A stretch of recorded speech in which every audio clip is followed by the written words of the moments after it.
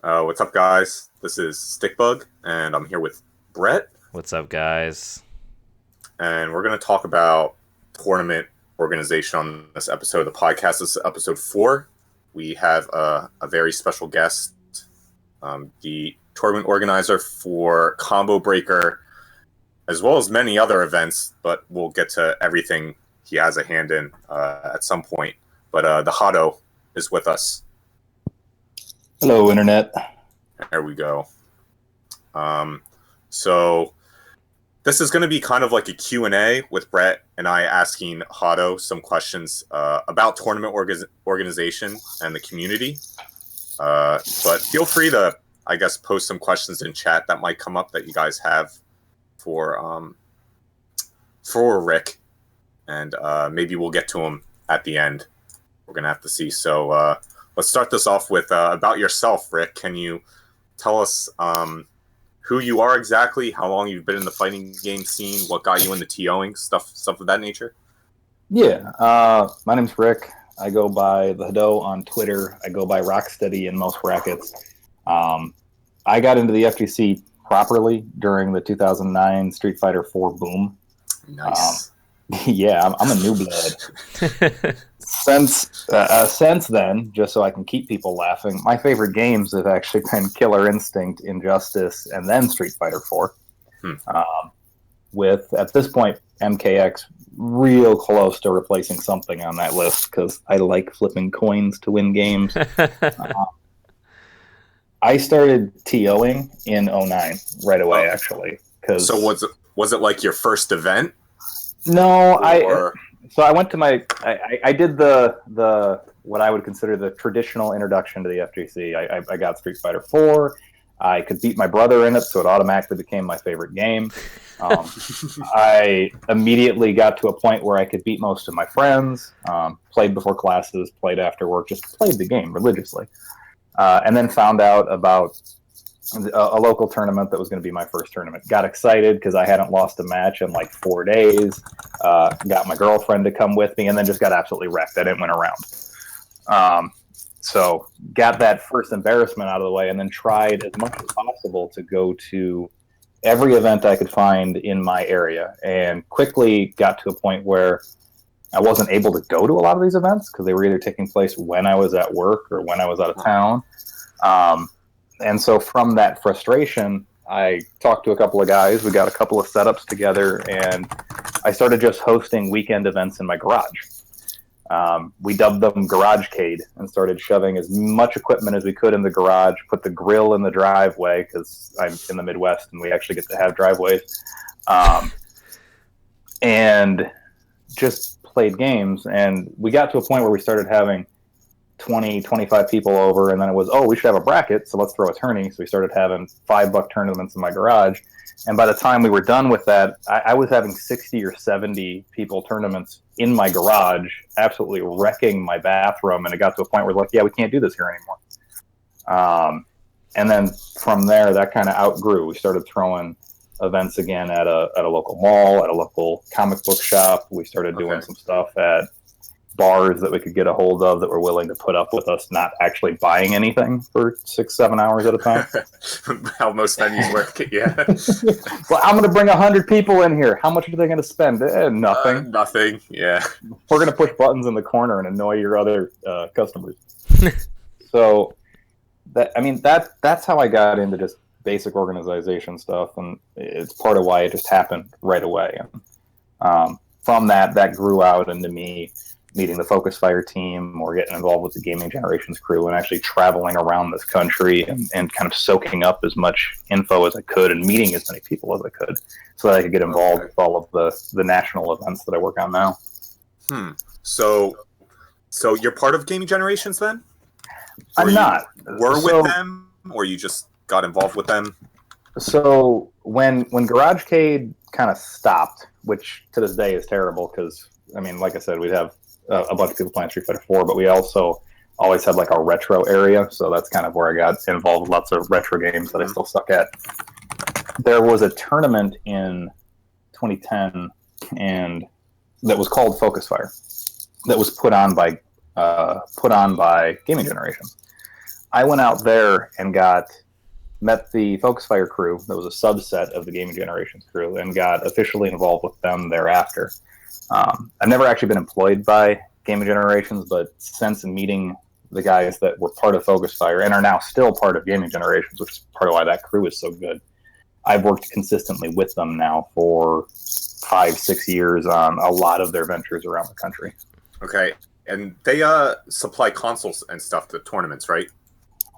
They started out just supplying consoles, but at this point, they've kind of become a full service events company. So they can supply They can supply consoles and monitors and headsets and cables and cords and surge protectors and battery backups and all that stuff, but they also can help facilitate printing all your banners or your shirts or your badges or your lanyards or your flyers. Or it's taken them 6 years to develop kind of that network of resources to do that. But at this point, if you're throwing a convention or a tournament, you have enough money to work with them, since it's a business, so it's not free. Obviously, yep.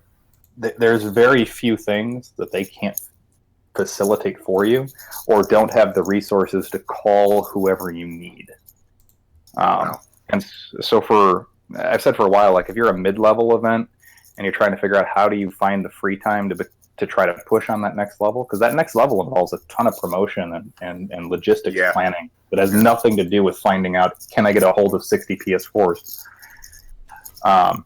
Not having to deal with that piece of the puzzle, the calling 60 people and finding 60 PS4s and then trying to find 10 extra ones because 10 of those guys ain't showing up anyway.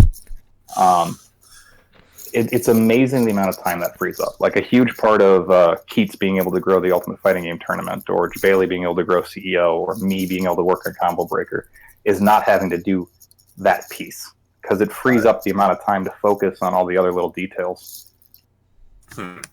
Okay, so then let's get started with your tournament then. So you run Combo Breaker. How did Combo Breaker come to be? As we can start out with that question. Yeah, so back actually in 2011, after I went to the Focus Fire event, which was my first big regional. It was the first tournament I ever went to where all the consoles matched, or there was a big projector that you watched players play on that had a stream that if I tuned in, I could actually watch because somebody knew what they were doing. I got done with that and went, wait, this has to exist in Minnesota. Come on, this has to exist now. And so we put together the very first Combo Breaker in 2011, which was immediately after that Focus Fire. And the truth of the matter is that entire event was a bunch of guys being hyped at the idea of doing something and then struggling to make it happen. We had, I guess, what you could call at the time a successful event. Turnout was good. We had some brackets. Somebody won. That guy got paid. We had a stream. But for like 3 days, I didn't sleep. We didn't do power management well. Scheduling was a nightmare. Bracket logistics weren't good. Players weren't seated well. It's like we made every mistake you could make because we just didn't know what we were doing. We were just really excited, but just didn't know. But while I was there, I met Keats at the Focus Fire event, but I kind of befriended him at that first Combo Breaker. And it became a thing of, here's all this crap you do poorly.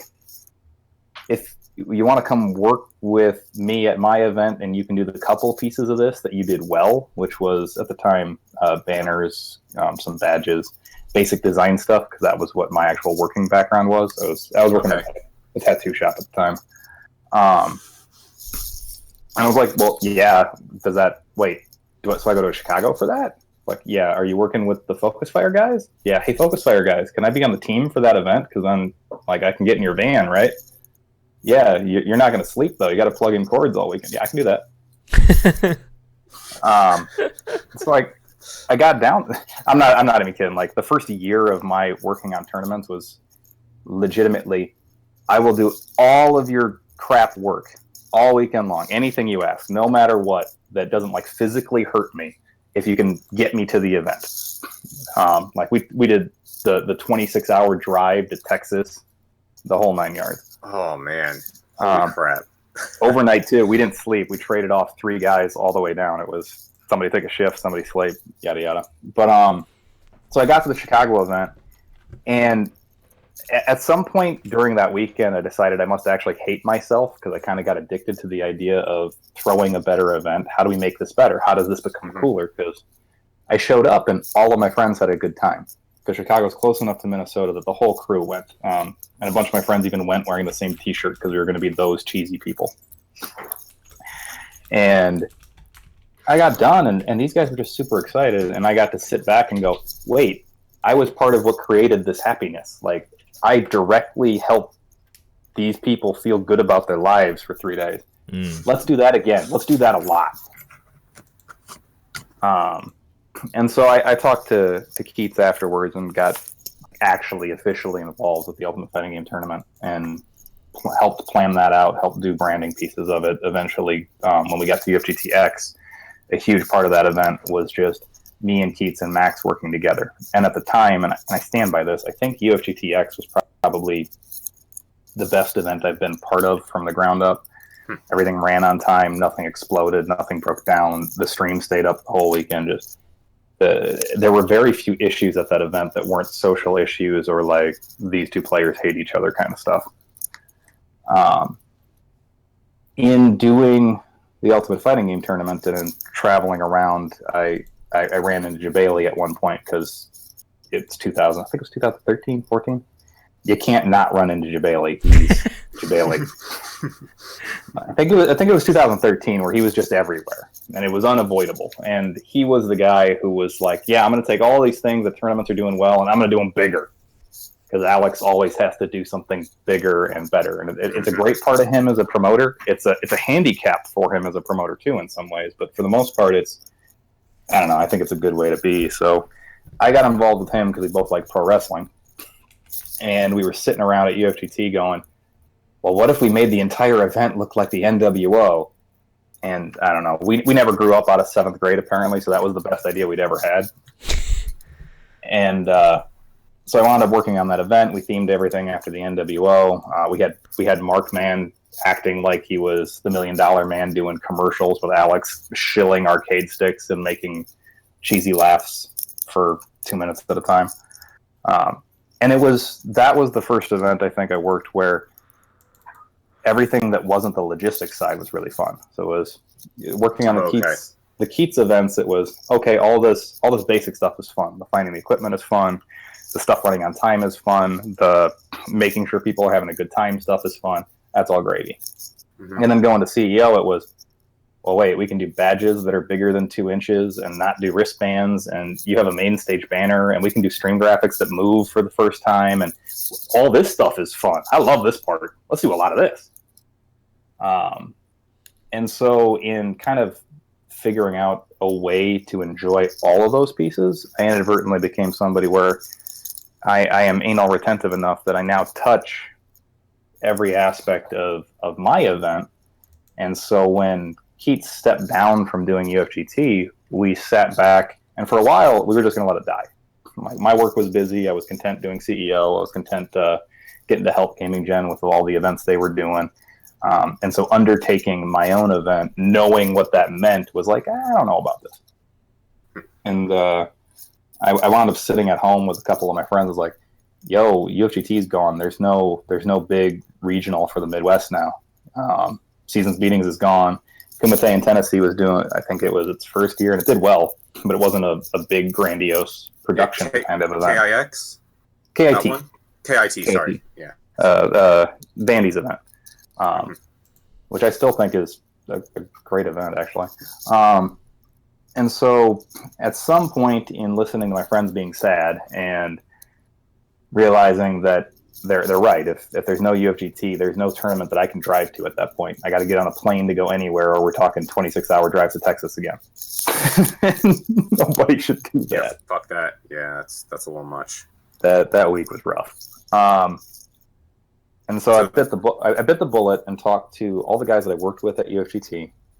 Talked to the guys that I worked with in Minnesota for a lot of the old local events I used to throw, and then a bunch of the guys that I'd met through CEO or Texas Showdown or NCR or just around the country, and went, should we do this? Can we all do this? And nobody wanted to step in front of it, myself included. Like, I don't actually really like being a guy that people look to with their questions and their needs. Because it's harder to get things done when you're the guy that has to actually interact with every aspect of the event. Yep. But nobody else really wanted to take that because it was either work they weren't going to be okay with or something that would make their job almost impossible. So I bit that bullet. We decided let's do an event.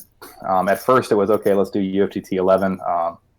Keats will pass the name on to us and we'll just keep it going. But the more we thought about it, there were things that were part of UFGT as an event that we weren't going to carry forward, or that we were going to change. And so it seemed disingenuous to just, let's take this name that somebody else put a ton of years developing. I know a lot of us helped make it great, but it's not ours. So let's just, pick up that slack and kind of bleed off it. Do your own thing. Just figure it out. And so we went, we threw Combo Breaker in 2011. That was technically yours. It had a couple of the Focus Fire guys at it who are now the Gaming Gen crew, who are the partner that we have for this new event, so this new event can exist. Let's just bring the name back. And that made sense. And from there it was, if I can bring the name back, I can do whatever I want with it. All right, engage stupid metal logo. Let's go for hard rock music in the trailers. Everything black and white. And just controlled it from the ground up in terms of how it looked, how it could feel. So Combo Breaker was pretty much UFGT disappearing and you guys picking up the slack in the Midwest. Basically, if Keats hadn't made Dive Kick, and Dive Kick hadn't gotten picked up by Iron Galaxy, and Keats hadn't wound up working at Iron Galaxy, there's a good chance UFGT 11 would have happened. Oh, okay. And then we probably would have just kept doing that, because there wasn't a problem with that. But I think the truth of the matter is between Keats picking up a job in the industry, which, I mean, he's the kind of guy that just sits at home and like makes games in general. So it's a perfect thing for him to have gone into. And some of the guys that were involved with UFGC kind of burning out a little bit. It made for a perfect storm for us to try something new. Okay. Interesting. And it's been it's grown, right? It's grown over the past couple of years that you've had it. Yeah, well, so we've only had the 2 years now, because I look at it this way. There's the Minnesota Combo Breaker where we learned that events are hard, and then there's the 2015 Combo Breaker that everybody kind of looks at as the first one now. Like if you ask somebody when Combo Breaker started and they weren't from Minnesota, everyone's going to tell you that last year in Rosemont, Illinois, that's the first one. So I look at it as we've had 2 years now where Combo Breaker has been an annual event. And the first year we did pretty well as a quote unquote major regional tournament. I think we had something like 800 or 900 unique players in attendance, and we had an incredible amount of spectators and just general attendees. I think part of that too is there was a wedding that was in the same hotel we were in, so we had like 100 people walk through that were in dresses and suits, and there's a photo from that first year of this little kid in a bow tie playing KOF, I think 98, just because it was a game that didn't have anybody sitting down at it. So he's like, I can push buttons too, let's do it. Awesome. And then this year we grew substantially, and I think part of that is the Street Fighter V boom. Part of that is that, for all intents and purposes, last year went pretty well. Our post-event word of mouth was very positive. I don't think we had stream issues out the ass. Like, that's just part of it. But that's part of tournaments at this point. Sometimes the venue just cannot do it. Yeah. Here's some stories on that one. The venue actually had to give back to us afterwards because of some stuff they screwed up on, that we could prove they screwed up on. Wow. But then this year we had over 1,300 unique players. So we had somewhere between 400 and 500 new people just decide, let's go to Combo Breaker. And then on top of that, we had nearly 1,000 spectator badges that just disappeared. They were gone. And then we had more people that we had to start just kind of like going, here's a check on your hand, please go in, because we had no plan to host that many people. There were 1,000 non-competitors that came through that weekend? Yeah. Wow. And a big part of that is, and this is something I'm proud of, but also something that I think I have to pay attention to in the future. We run a lot of games at Combo Breaker. Mm-hmm. And a lot of those are older games or community-flavored games, where when you look at something like Street Fighter V and you want to go play Street Fighter, you're probably going to pack into a van, or let's take Guilty Gear, considering the podcast I'm on. Do that. You're going to pack into a car with 3 other diehard players, and you're going to go show up at the event because you know a couple diehard players, so let's go. A big thing that we've discovered in the past 2 years is not all communities have that luxury. So let's take Skullgirls, who have made Combo Breaker their home. There are a lot of people in the Skullgirls community that show up on their own or can only find one other player to drive up with, but have tons of friends. And so there's a whole bunch of people where we'd have a guy where one player came from that community in a vehicle, but he brought 3 friends so that he could have a party weekend with them because they just wanted to hang out and treat it like a convention. And since we have a vendor floor and artist alleys, we try to do kind of grandiose main stage stuff, or we had the free-to-play Tekken 7 thing. Those people show up. And then on top of that, because we were in a little off-the-beaten-path kind of place, because we were down in St. Charles, which is actually a full 20, 30 minutes outside of Chicago. It's like 40 minutes from the airport. It's not my favorite location, but the place is great. It's a resort, right? Yeah, it's a full resort. And they hadn't had something like us in 4 or 5 years, so the local tourism board promoted the event for us. Oh, wow. That's really nice. Yeah, they put us in the paper. I had a couple interviews with local radio, and so we had a ton of people come through that were just like, yo, what the hell is a fighting game? Yeah, let's go. Yo, little Jimmy, let's go check this thing out. And did they stay all weekend and enter tournaments? No. But did they show up, claim a spectator badge, hopefully buy something at a merch table and just kind of walk around? Oh, yeah. That's pretty sweet. Huh. And I think, and a part of that too is our spectator badges are free. So if you wanted to get in, you just got in.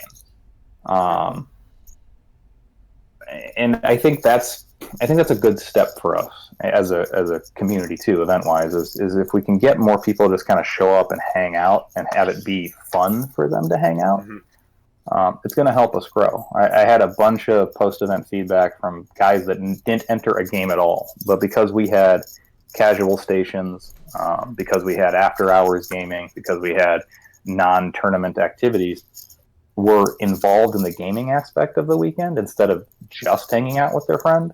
I know guys that left the weekend who now know how to do Tekken combos, who had never played Tekken before. Yeah. Pretty awesome. And or there was a couple of people who were like, yeah, I don't own a PS4, but I'm going to figure out if I can afford one to kind of be part of whatever this is. Because they had, you get to feel that energy. You get to kind of embrace that addiction. Yeah, that was a long tangent. I don't know if we even answered the question at this point. No, that's really fine. No, that answered the question. Yeah, and that was pretty interesting. Like, I knew you had the new venue this year, and it was at a resort, but I didn't know, like, you know, the real driving force behind that, I guess, would be another thing to go into. So, I mean, when you chose this venue, did you have a size in mind? Like, did you think you were going to outgrow the other venue? So this venue switch was actually a nightmare. I had no intention of leaving the venue we were at last year because we had the internet issues, but we found out why afterwards. Okay. And the venue had to then recoup us some of the money that we invested to buy the space, and was going to give us a discount on our 2016 activation. Okay. As well as supply us with some new IT people that had a better understanding of how to deal with DDoS Firecloud flares and how to better set up VLANs for our specific type of internet usages and yada, yada, yada technical crap. Yep. About halfway through the year, in August, I'm calling the venue to start doing some preliminary planning after the event. And it's, yeah, okay, sure, let's chat next week.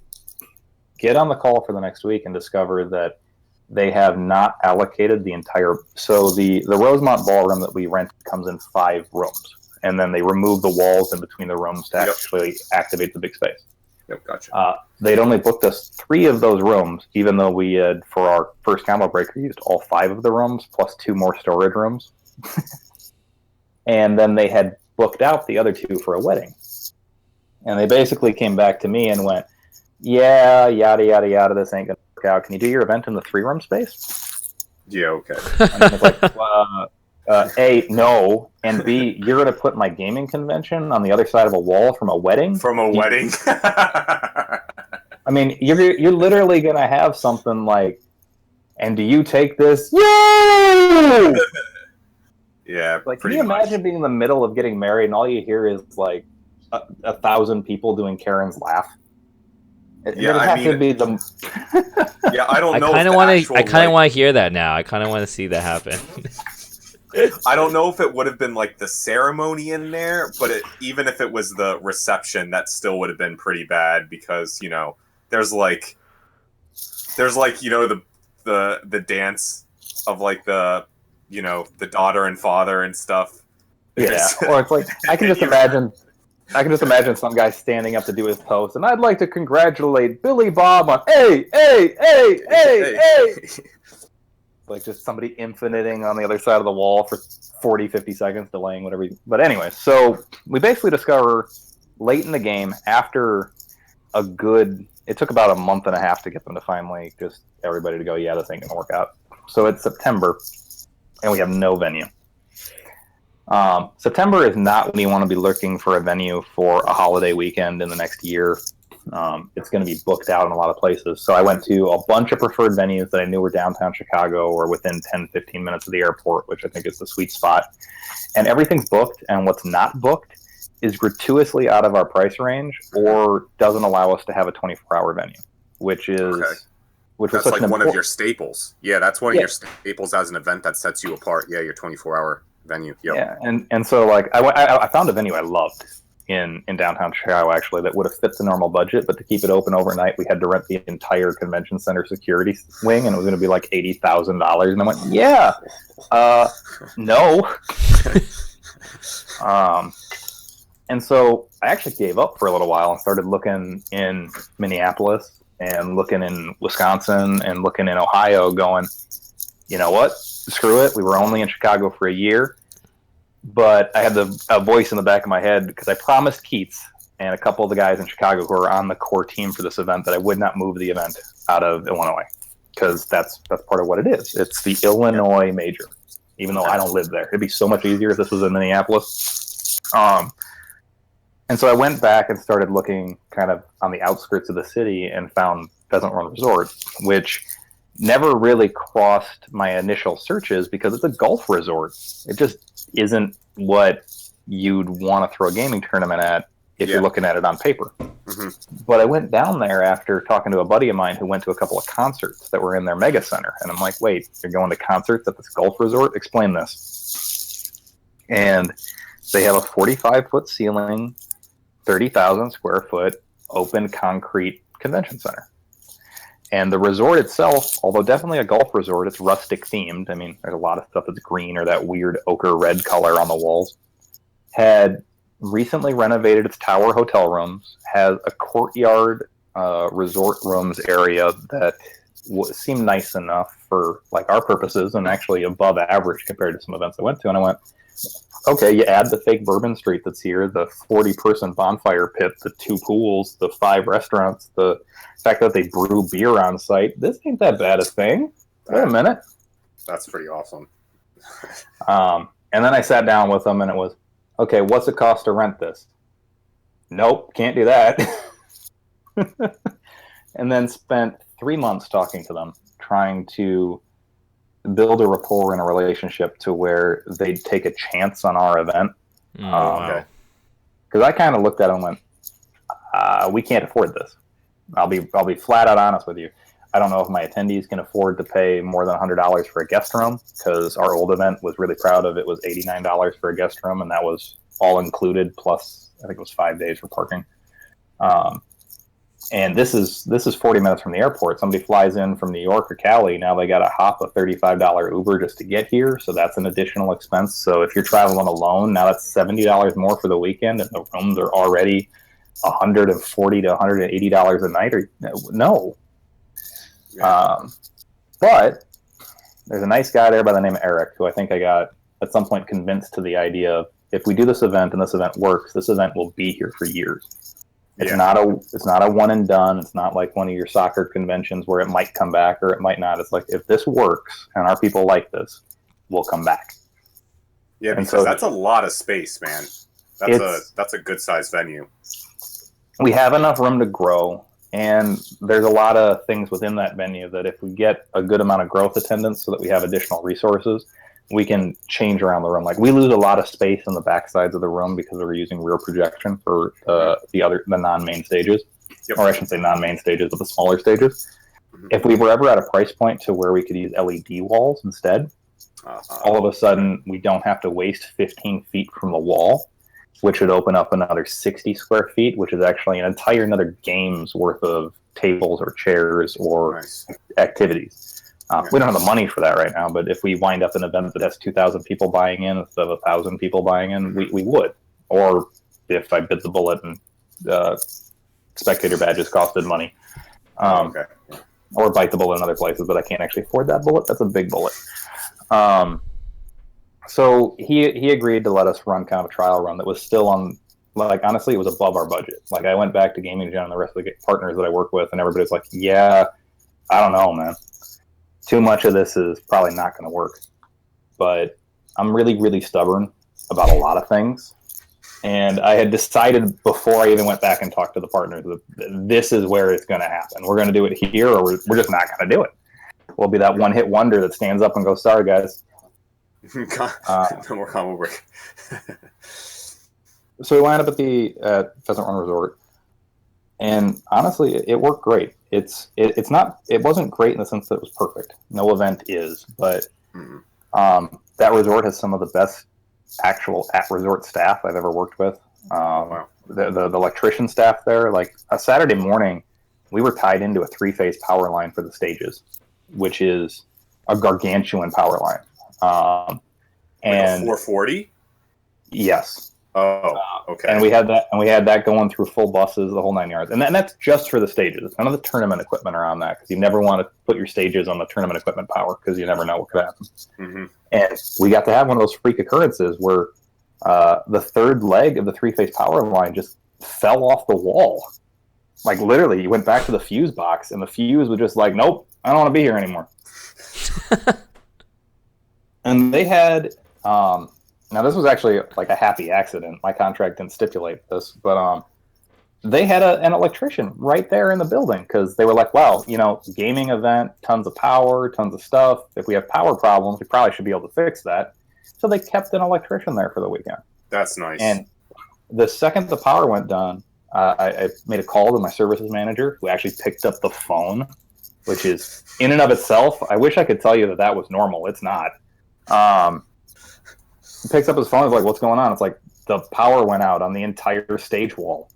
Well, yeah, we got to get that fixed up right now. I'll be right there. They were there in 9 minutes. Now, just so we understand this, where this guy's office is at least a 20-minute walk from the Mega Center because it's on the other side of the resort.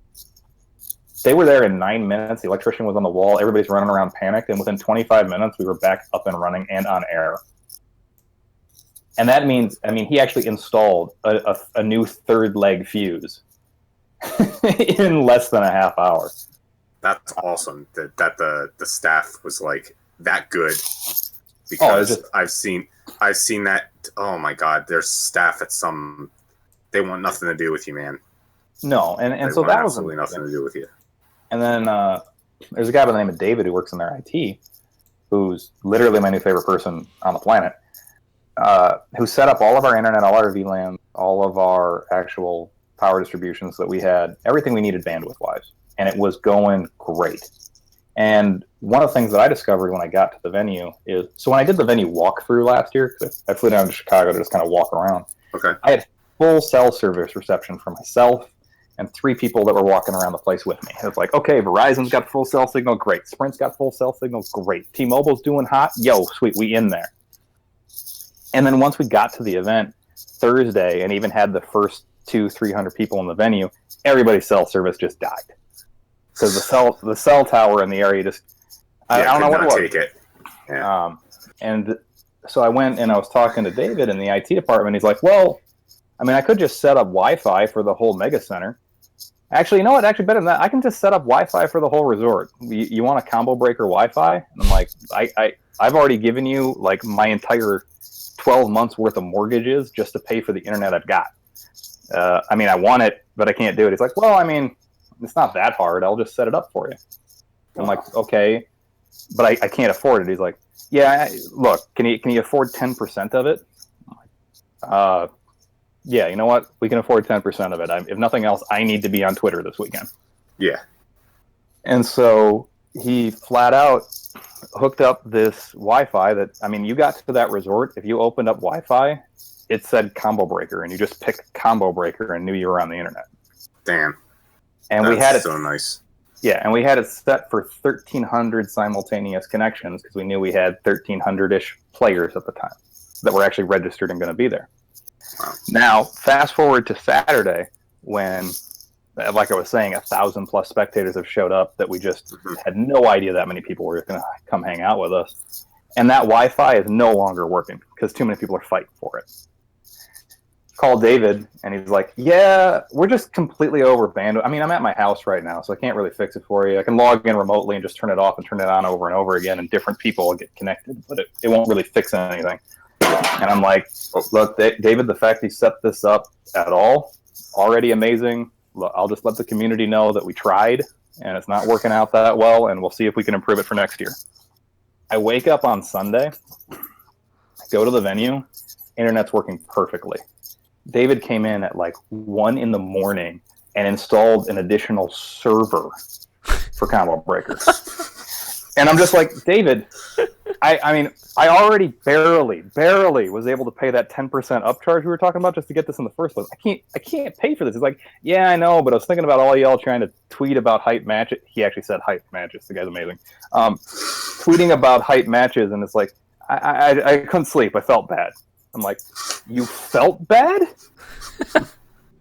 I've been to events where I can't get people to feel bad about the power grid going out, and you felt bad about the Wi-Fi? That's awesome. Yo, that's incredible. What a guy.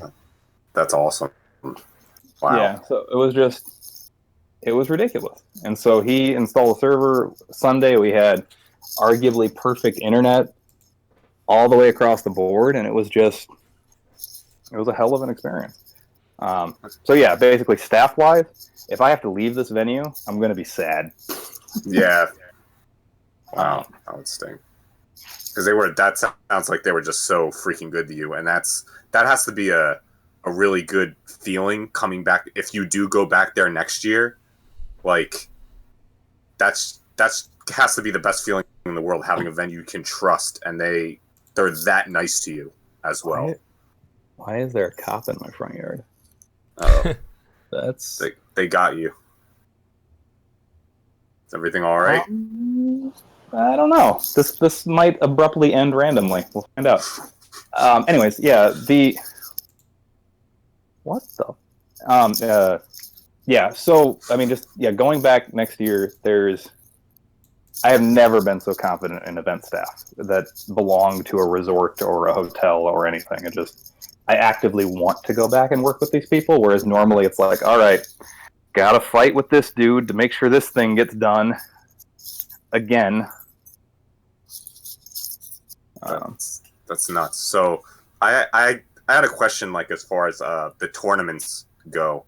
Yeah. So one of the things I noticed, you guys had, I think you had VSAV on the main stage. Yes, we did. And you had Skullgirls on the main stage. Yes, we did. That's awesome, because not a lot of tournaments do that.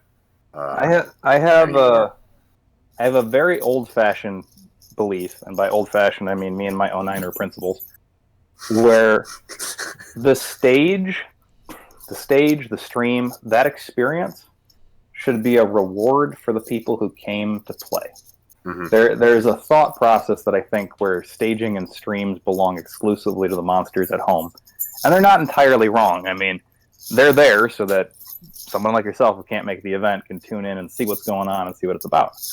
But that feeling of getting up on the stage, being on the big screen, seeing your name written out on whatever graphic overlay the tournament has, mm-hmm. That's a big part of going to an event to me. That's part of the experience. That's part of what you're paying for. If I'm just going to sit next to one other person and press buttons, I can do it at home. Yeah. And so I schedule our stages based on how many people have registered. And okay. Skullgirls at Combo Breaker has, I mean, we're looking at 150 plus people that have shown up to play. that are mostly unique entrants. They're playing maybe one other game of our 20. Whereas a lot of the time, for quite a few other games, somebody might be registered for 6 games. And that's not even a Chris G. That's just, this tournament has 20 games. Let's register for 6. Those fucking guys. Fuck those guys. I'm fine with them. If they want to match buttons, let them. And then for VSAV, we put retro games into our tournament every year because in talking about GarageCade earlier, one of the things we used to do is we had all these setups for our main tournaments, but as an 09er, the thing that got me to where I got to see Guilty Gear Plus R, or I played ST, or we did Tekken Ball, or Clay Fighter, or just all kinds of stuff that if you've been around since the 90s, you probably that was part of your life. It wasn't really part of mine, but it was part of that experience where the guys got together who used to play those games, and they loved those games, and that's a passion that's kind of infectious. Mm-hmm. And I don't want to lose that. So we put retro games into Combo Breaker, and whatever retro game, we started doing that this year, actually. It's something I'm going to try to do forever now. But whatever retro game has the most entrants is going on main stage, period. Oh, nice. Huh. And I don't care which one it is, whether it's, I'm not kidding, it can be ST or Clay Fighter, whatever it is that year. If it has the most entrants, it's going on main stage. And the interesting thing with that is, I also think it solves the what opens the show on Sunday problem. Because the truth of the matter is, you've always got 5 or 6 games that are going to have about the same amount of entrants, and you can make an argument for Killer Instinct or Mortal Kombat or Guilty Gear or Flavor of the Week anime title or those things. And nobody wants to open Sunday because they're used to being on main stage and they want the better main stage option, which I think is fair. I understand that, particularly as a Killer Instinct player that has literally played my top 8 at 10 a.m. on a Saturday at some tournaments. I get that feeling. But take VSAV. I told VSAV that they were going to be 11 a.m. on Sunday, a slot that if I had told Guilty Gear or Mortal Kombat, everybody would have been upset. And honestly, rightfully so. But I went to the VSAV guys that we'd been working with, and it was, wait, main stage? Yeah, that's for awesome. Real? You kidding me? It's like, yeah, you got to wake up on Sunday to come play. It's like, what do you mean by wake up? It's like 11 o'clock. That's not even waking up. I've been up. I will have been up for hours. Is that your Apollo?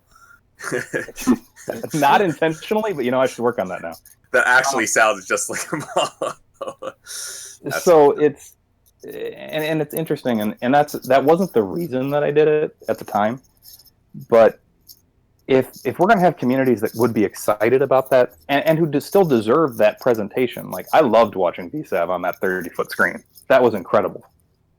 I think that's good for everybody. So let's make sure that if you're a modern fighting game player, let's start your day off with something from 1996. Yeah. Let's experience where we came from. Let's go back. And I mean, we do that just like in the front lobby. When you walk through the front lobby at Combo Breaker, we had the fine folks at Galloping Ghost Arcade bring over a bunch of arcade cabs. So you actually have to walk through an arcade to walk into the venue. Nice. That's sweet. Like, you had to walk by somebody playing Batman Forever to get into Combo Breaker. Why are you playing Batman Forever? Well, it's free to play. Makes sense. What tournament did you enjoy the most? Like, I guess, like, which finals did you enjoy the most? So, I mean, all of them. I'm gratuitously biased. I'm going to enjoy KI. That's okay. That's okay. Once I got over the salty not being in it part, that's the thing that's the most fun to me. And one of the things that I find interesting about that is it also speaks to a different change in the community that I think has some value. We ran Killer Instinct Saturday night. If you were in 2009 and your game or your top 8 was Saturday night, people threw a fit because it was seen as disrespectful. Like, I'm not on Championship Sunday. When you run 20 games, there is no longer Championship Sunday. It's when on the schedule does your game go on whatever stage it can support. Mm-hmm. But the other thing that's interesting is in having the game Saturday night, we got done with the top 8. And this was true last year when we did it with Skullgirls as well. and you got to immediately party with the top 8. Whereas if it had been the game that was Sunday at 11 a.m. or Sunday at 10 a.m. at any other tournament, or even at my own tournament, you finish that top 8 and then you watch the next one. And then you watch the next one. Yeah. So you don't really stop and chill with the guys unless you're such a diehard for the game that you get up and go somewhere else to chill or practice. So like that particular experience, between that being my favorite game, between it having some incredible matches. I think Nikki versus Thompson closing out Combo Breaker this year is one of the finest sets of any fighting game I've ever seen, period. And then going immediately from that to basically 3 hours of Killer Instinct after hours gaming and party and hangout. That was the best 4 or 5 hours of my weekend. Awesome. So you did get to enjoy yourself. Yes.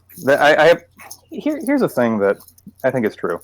Even as a TO, where events by their nature are just stressful, like I've got gray hairs and I'm only 30 that I probably have earned but don't want to have. Welcome to the club. Right? But if you don't enjoy the product you're creating, if you can't see through the problems of your product to the people who are having fun with that product, you should stop. Because if you can't find joy in what you're doing, you're not going to be able to bring joy to the people that are supposed to be experiencing it for you. It's like, if I sell you a convention that I can't have fun at, what the hell am I selling you? I can make more money at my day job by leaps and fucking bounds. And that's important. It's the same reason that I still play at my tournament, which is a scheduling nightmare. But I never want to be a member of this community that's not playing games. I don't have to be a top tier player in every game. I don't have the time to be anyway. I probably don't have the skill for it. But if I am ever at a point where I can't sit down and enjoy pressing buttons, and then I'm telling you to come show up somewhere and sit down to enjoy pressing buttons, I'm just lying to you and snake oil salesman stuff. Not into that. I'd rather sit down next to you and get my ass kicked and then be salty about it. Yeah, so you talk about like enjoying events and stuff, and I respect that you still enter games at your tournaments, because I don't even run a whole event. I just help run like a small subset of an event, usually with Big E's events, but I don't enter. Just so if something goes wrong or they need me, I'm there, and I'm not like playing a match. Yeah, well, so I respect that a lot, that it's like you're able to do that. Part of that is scheduling and building a team that makes that possible. And part of that, too, is last year, for instance, I DQ'd myself from 2 games because I tried to play 4.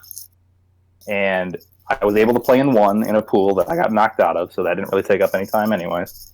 And I had another one that I was doing pretty well at, but we started having those stream problems, which is something I have to deal with as the guy running the event. And so I just had to flat out DQ out myself and go deal with it. And I think as long as you're willing to do that, it's fine, because you're not taking away from the time that you should be spending dealing with the event. If the event is running smoothly, particularly as somebody that's a cog in the machine, you should be able to stop and take 25 minutes to play your 2 to 5 pool matches. You just should. You might go 0-2, so you're really only wasting 12 minutes. But, I mean, the counter side of that is being responsible enough that if there's an issue, you're not so invested in your bracket that you can't bring yourself to get back to work. I view it like going on a lunch break at the office. If your job is to produce a good event, do your job. But if your job is a good job being done well, you should be able to take the time to go eat a sandwich, so that when you come back from eating your sandwich, that's true.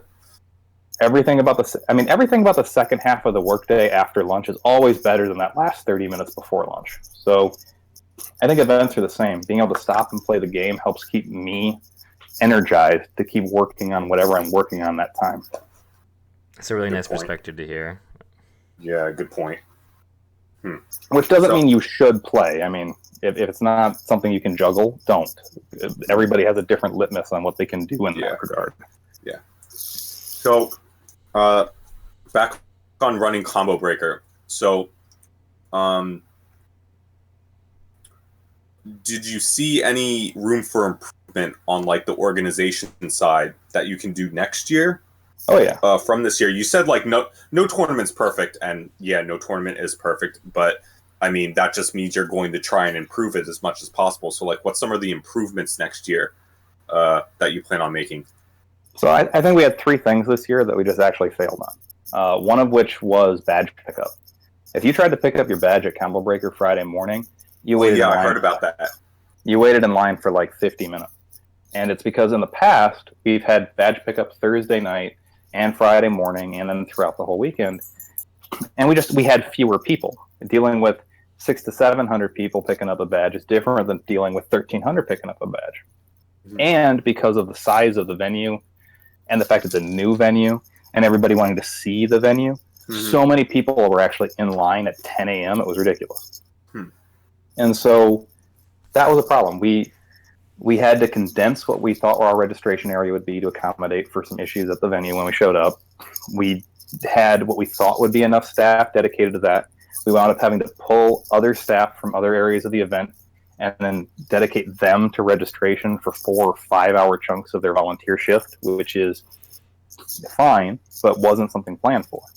And then it just didn't work very well because it was slow. So next year we have to explore having more registration staff, setting up registration probably to be something a bit more automated and digitized, probably doing more of a large scale actual convention style thing where it's if your last name starts from A to D, go to this line. Okay, yeah. Nice.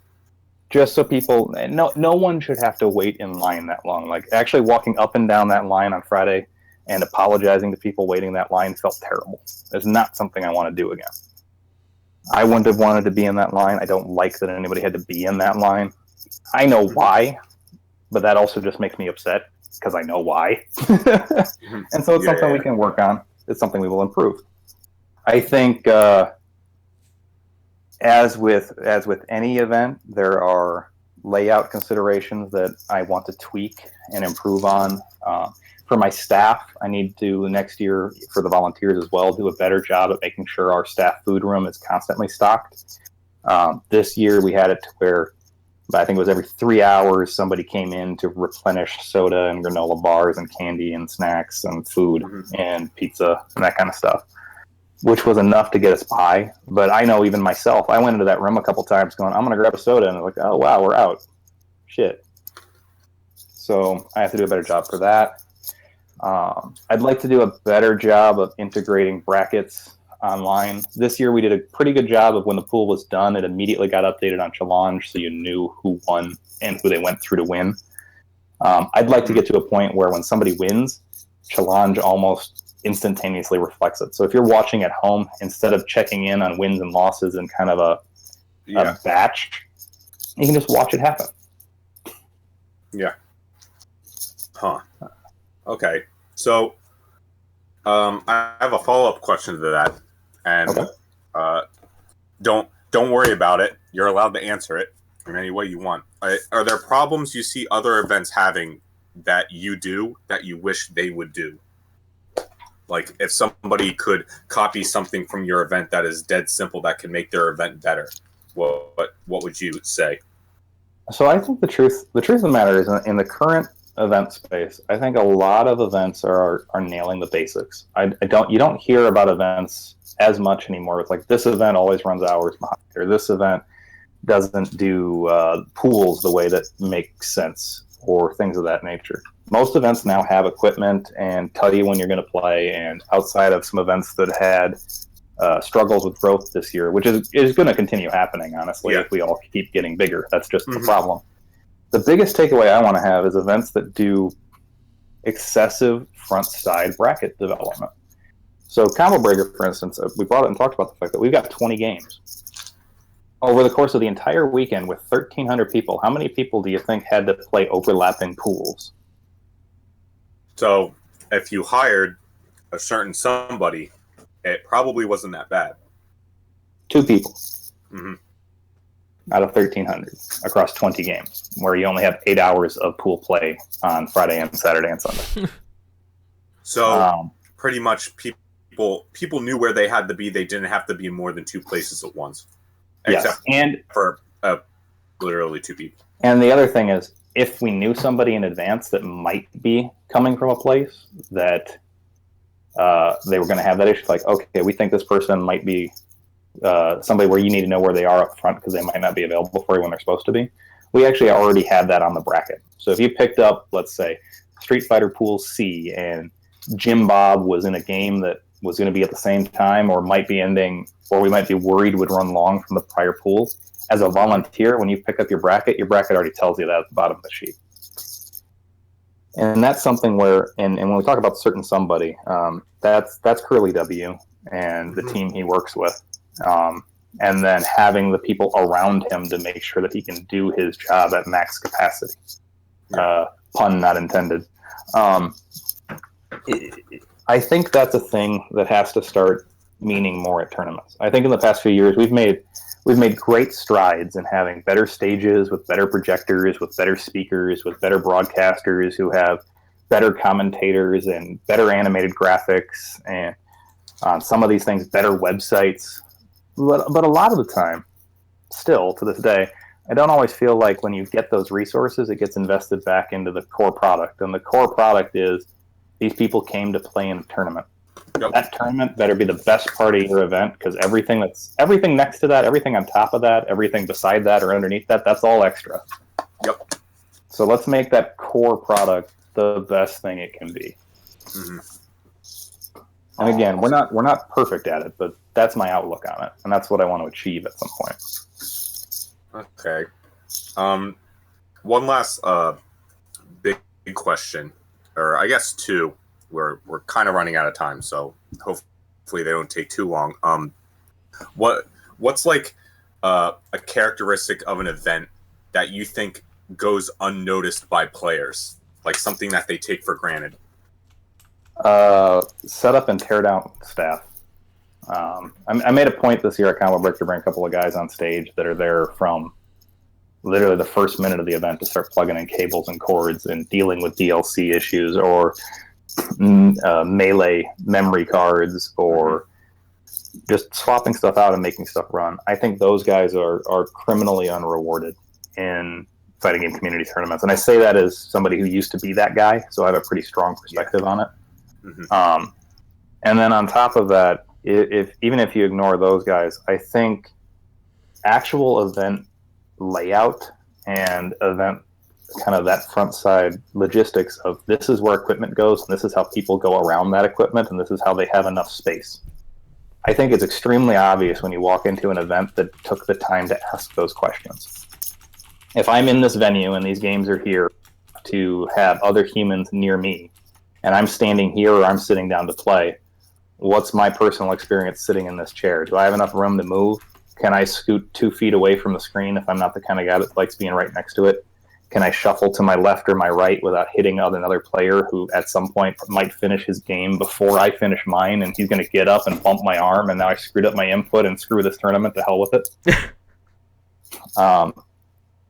It's very obvious when you walk into a tournament that did that. And you don't always really register it. I talked to a lot of guys where it's like, I went to this tournament, it was great. It's like, well, what made that tournament any better than this other one? Because brackets ran on time at both. Both had a stream with commentators whose names you knew. So-and-so won and the matches were good. It's like, I don't know, I like that one better. And a lot of the time it boils down to when that person was there, he could move around. And I think those are the things that you don't appreciate them because you expect them. Yeah, but when you're not there and they're not there, you're unhappy about them. Yeah, I guess how much time does it take to set up and tear down? So Combo Breaker this year took from Wednesday at 10:30 a.m. until Friday at 10 a.m. to, like, we finished setup at 10 a.m., like 5 minutes before we opened the door. So it took you like 2 days, pretty much. And we slept, I think, 6 hours Wednesday, and I think we actually slept 7 hours on Thursday. So it wasn't quite ball-busting kind of hours, but it wasn't like a nice, we got done at 10 o'clock, had a drink type thing. You worked until midnight, 1 a.m., you went to bed, you got up, you did it all over again. Mm-hmm. And then Teardown starts Sunday at 11 o'clock. We finished Teardown Monday at 6 p.m. Okay. And the teardown crew, yeah, and like the teardown crew, we tweeted out a photo of them. After Monday at about noon, it was only those 6-7 guys. That's everybody that was left. Those are the guys that are just, and those aren't the guys that get, for the most part, called up on stage. You don't know half of those guys' names, and you probably won't. Those guys are the reason tournaments work. And it doesn't matter what tournament you go to. Take the tournaments that you run with Big E. There's probably 10 guys that after the event, those are the guys tearing stuff down, and everybody else is going to have a drink. If those guys ever go away, that event doesn't work. Period. Yeah, because nobody's going to volunteer to do that. Nobody's going to volunteer to do that shit. Those are guys determined to help their community at all costs, or friends of the promoter. Those are the only two kind of guys that wind up in the spot. And it's usually why that's the same guys year after year. Like the same guy, I think 6 of those guys that were tearing down at the end of Combo Breaker have been tearing down since UFGT 7. Wow. They're masters of their craft. Yeah, we've picked up a few since then, but those are the diehards that can never be underappreciated, and that people don't really recognize are so necessary. Like everybody thinks the TO is necessary. Everybody thinks the bracket judge is necessary. Nowadays, everybody thinks the streamer is necessary. The truth of the matter is, you can get rid of Spooky. You can get rid of Min. You can get rid of 20 bracket judges. You can get rid of Ultra Chin. You can get rid of, at some events, you could even get rid of me. You get rid of the guys that set up the equipment and tear it down, you have no event. Goodbye, go home. Yeah, because if there's no equipment set up, you're not having an event. It's that simple. There's no event, there's no event. Yep. Huh. Brett, I know this has been like a lot of me asking. No, I enjoy. You got a good handle on this, so I'm letting you rock, man. Okay, all right. I'm just making sure. No. This is good. Okay. One last question before closing remarks and any other random questions that might come up. But is there anything you think competitors could do to make your life easier as a person who makes an event? So, there's always the usual answer of actually read the full website. It has rules on it. It has a schedule on it. It probably has news articles that answer your questions. It's going to have everything from controller rules to codes of conduct to an FAQ.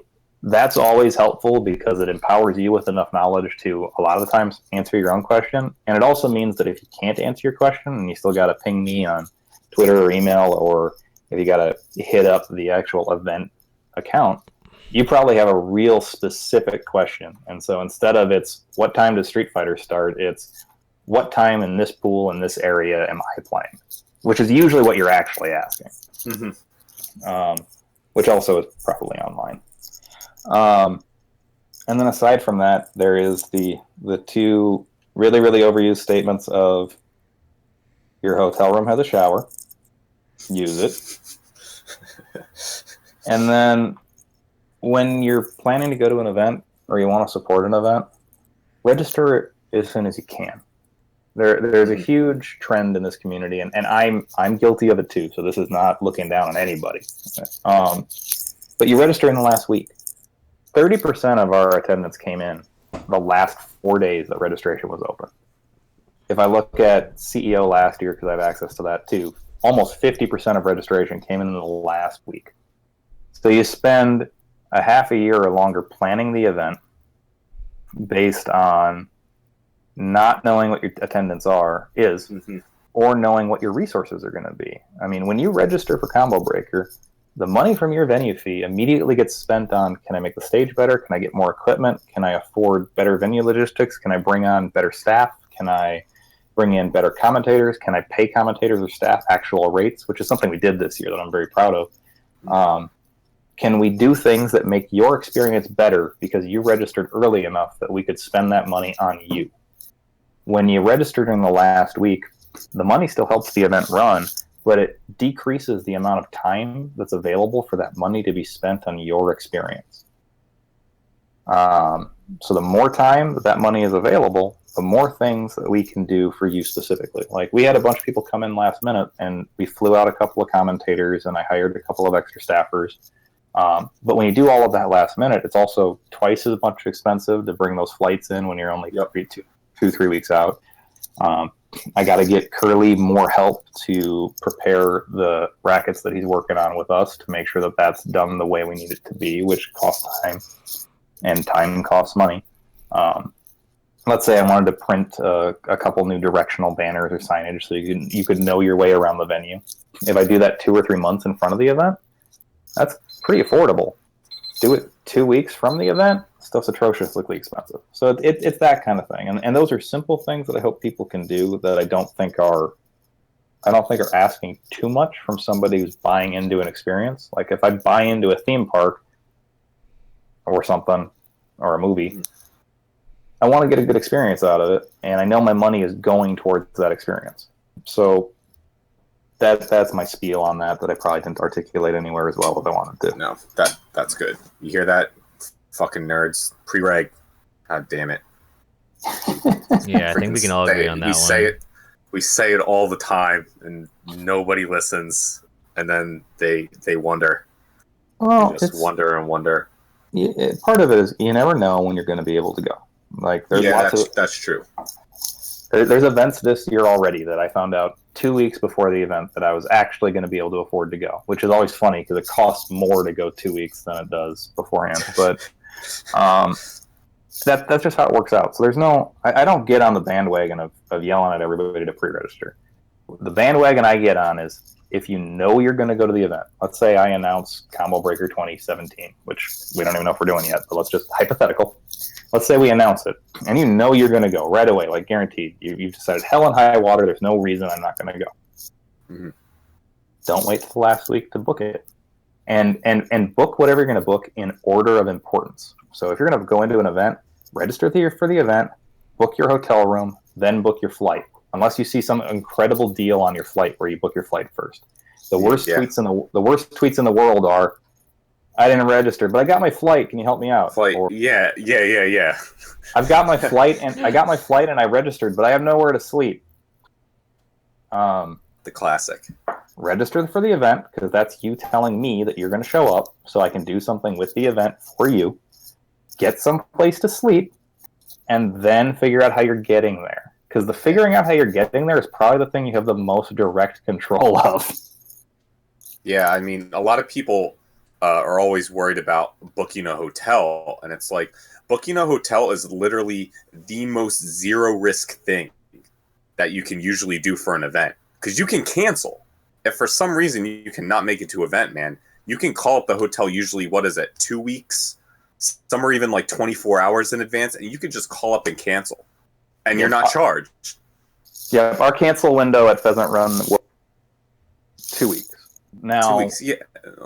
The one thing I'll say is because we're at a resort, at least for this event, this isn't true everywhere, they do take a one-night deposit, but they also refund that deposit if you can't come, as long as you cancel within the window. Within a window, yeah. So, yeah, that's not bad. And it's a huge window. The window is like up to 3 weeks before the event or something. So you could book now and still cancel for like 9 months. Yeah. So yeah, that's my big thing. That's the only spiel as an event organizer that I ever want to give. I can do more for you if you let me know you're coming. Good. Okay. Well, thank you, Rick, for giving us your time, your busy schedule of running more events and more events within the next couple months. Good luck with them.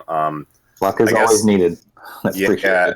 I mean, we went a little over our time, but nobody seems to have any questions. But do you have any questions for Brett or I? That's kind of an odd thing to ask since it's our show. But is there anything you wanted to ask us? Well, let me give you the easy one that we probably don't have the time for you to answer. Okay. What do you want from an event? What makes you want to attend? Because you guys both have experience, having been part of a lot of events.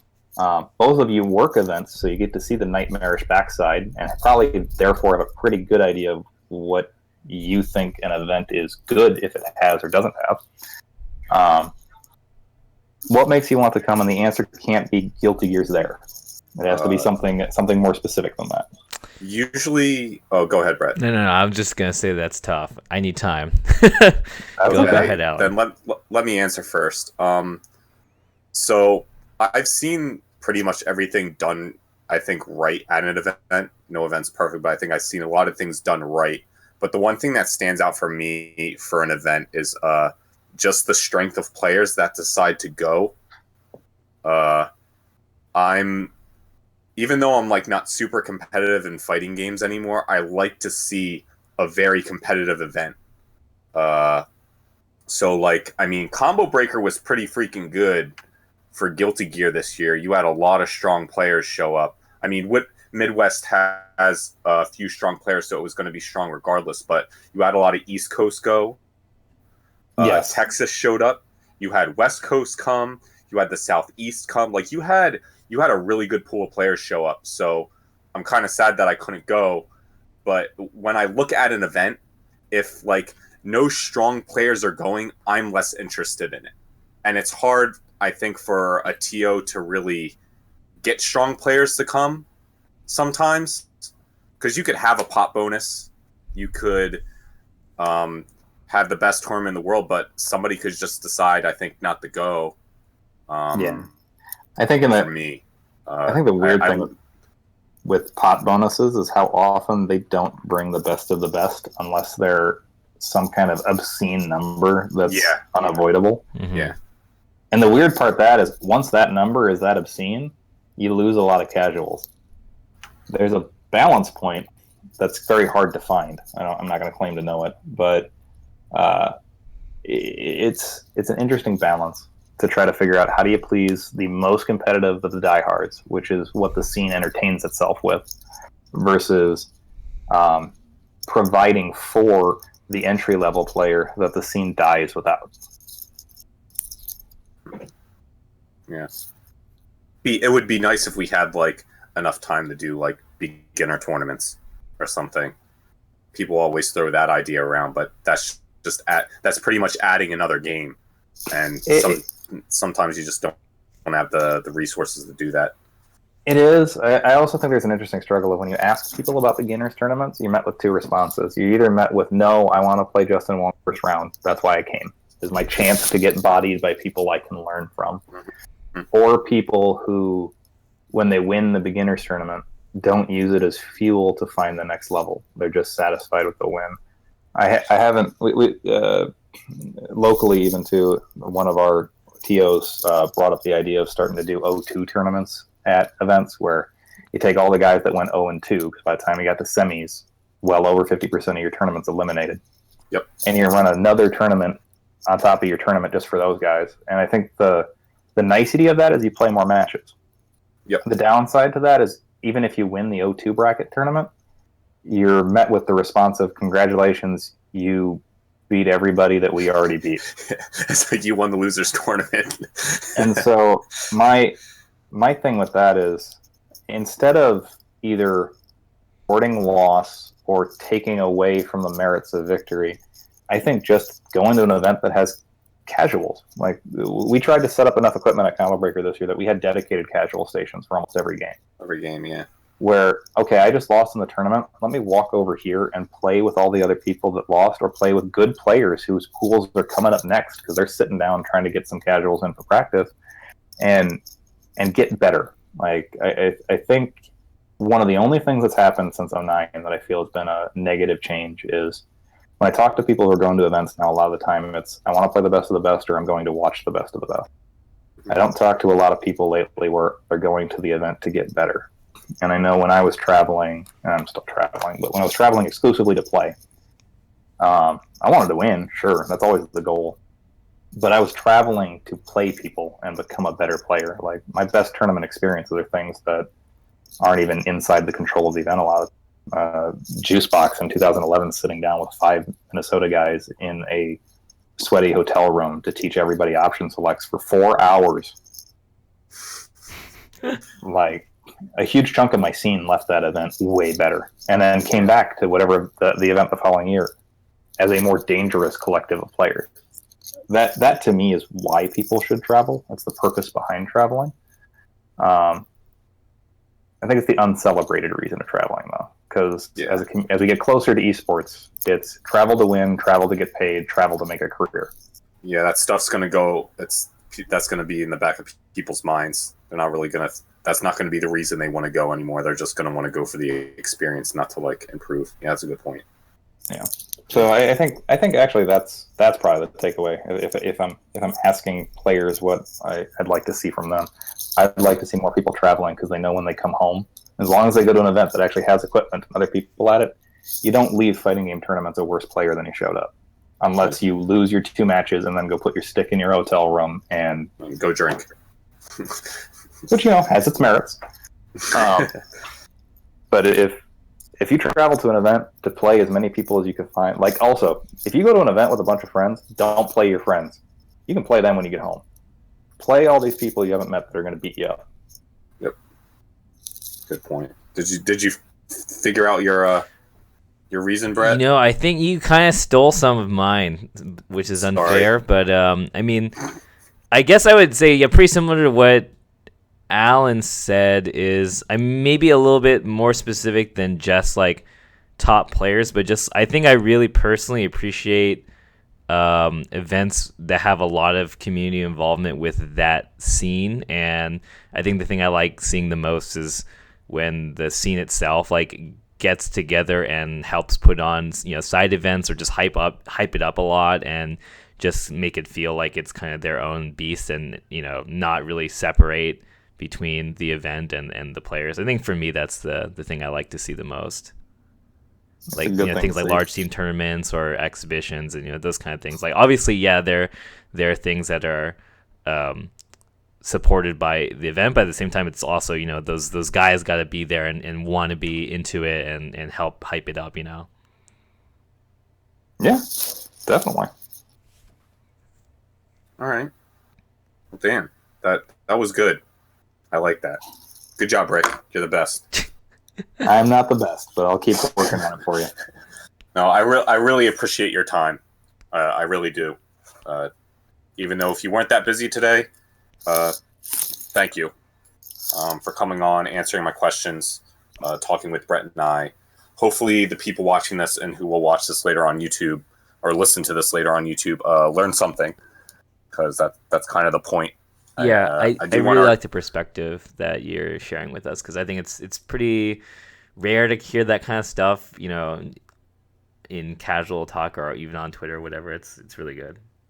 Yeah, I don't think we talk to TOs enough. I think we talk to too many personalities enough that aren't directly involved with events, or you talk to players a lot that aren't directly involved with events. We just kind of skip over that core person that's just sitting there that's totally cool with talking, and we just overlook it. So I think this was a really good opportunity to just talk about what goes into an event. It was nice to hear about that you did have problems, like that you are human, that just things that overcome, things that you needed to overcome to make Combo Breaker happen. I think people should really respect what you do and what other TOs do and how much time and effort you put into it. So yeah, thanks again. I appreciate it. I appreciate that you appreciate that. It's the truth of the matter is I agree with you in the sense that it's nice to talk to people, or at least it's nice for me to be able to talk to people who either find what I do interesting or find value in talking to me. But I understand the desire to just talk to personalities within the community, because I think you have to be involved in the community for quite a while to care about the things that make the community work. And no community is made up, no community is predominantly made up of old heads. You become an old head after a while, and you care about all the things that helped you become an old head. But at the onset, what you care about is all the things that are new and sexy. It's why so many people fell in love with Cross Counter. That was the newest, sexiest presentation of fighting games that had ever existed. You had clear cameras and Mycroft smiling at you. That was gonna win. And now all of those people are people that have been in the community long enough that they're They're helping out with bracket judging, and they're helping new players learn, and they're producing their own content, and they've become Sajam. But because those guys are now at that point, and because this community is still growing, there are now hundreds of thousands, hopefully, of people that are right back there being super excited that somebody's smiling into a camera while mashing buttons and cracking jokes about Pringles. There always needs to be more of those people than the people that are truly interested in the machine.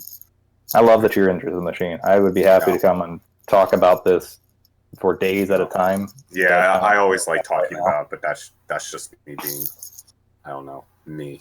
So once again, thank you, Rick. We'll end it here. Yeah, thank you so much. Happy to come on. Thanks for putting up with me rambling at you for an hour. The rest of your night goes well. Yeah. All right. Thanks again. And thanks for tuning in, guys. Appreciate it. See you guys.